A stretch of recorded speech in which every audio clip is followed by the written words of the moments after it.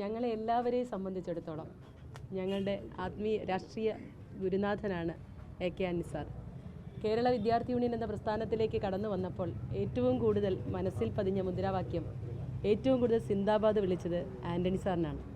അതുകൊണ്ട് തന്നെ കേരളത്തിലെ ഏറ്റവും മികച്ച, ഏറ്റവും ചെറുപ്പക്കാരനായ മുഖ്യമന്ത്രിയായി, ഏറ്റവും ചെറുപ്പക്കാരനായ KPCC പ്രസിഡൻ്റായി ഒരു തലമുറയെ പ്രചോദിപ്പിച്ച ആന്റണി സാറിൻ്റെ എല്ലാ കാലത്തെയും ഉപദേശങ്ങളും നിർദ്ദേശങ്ങളും ആശംസകളും ഞങ്ങൾക്ക് ഏറെ സന്തോഷകരവും അതിലേറെ മുന്നോട്ട് പോകാനുള്ള ഊർജ്ജവുമാണ്. അതുകൊണ്ട് തന്നെ വളരെ സന്തോഷം. ഔദ്യോഗികമായ ചോദ്യം കൂടിയാണ്. അതായത് നിലവിൽ മൂന്നാം തരത്തിലേക്ക് കടക്കുമ്പോൾ തന്നെ പാർലമെന്റിലേക്ക് ഒരു കൂട്ടായ ഒരു തീരുമാനത്തിലൂടെ വിലവർദ്ധന പ്രാബല്യത്തിൽ വരികയാണ്. അതെ, ഉപമന്ത്രിയായിട്ട് ചുമതലയെടുക്കുന്നു. ആ സമയത്ത് നേരത്തെ തീരുമാനിച്ചതാണ്. അതെ, നേരത്തെ തീരുമാനിച്ചു വെച്ചത്. കഴിഞ്ഞ ഗവൺമെൻറ് കാലത്ത് തീരുമാനിച്ച് ഞാൻ മറുപടി പറയാം. കഴിഞ്ഞ ഗവൺമെൻറ് കാലത്ത് തീരുമാനമെടുത്തത് നിങ്ങൾ തീരുമാനം ഗവൺമെൻറ് അംഗീകരിച്ചു, മന്ത്രി അംഗീകരിച്ചു.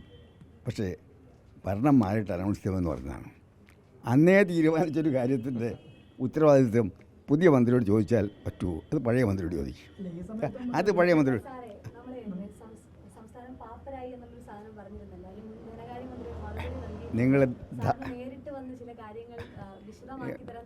നിങ്ങൾ ധവളപത്രം കാത്തിരിക്കുക. ധവളപത്രത്തിൽ എന്താണ് പറയുന്നത്?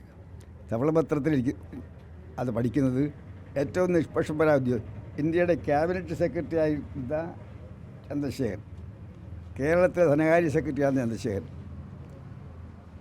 അതുപോലെ CDSലെ ഉദ്യോഗസ്ഥന്മാർ എല്ലാം നിഷ്പക്ഷരായിട്ടുള്ള സാമ്പത്തിക വിദഗ്ധരാണ്. അവർ പഠിക്കട്ടെ, അവർ പഠിച്ചിട്ട് എന്താ പറയുന്നത് നമുക്കാകാം എന്ന് ചോദിക്കാം. ശരി.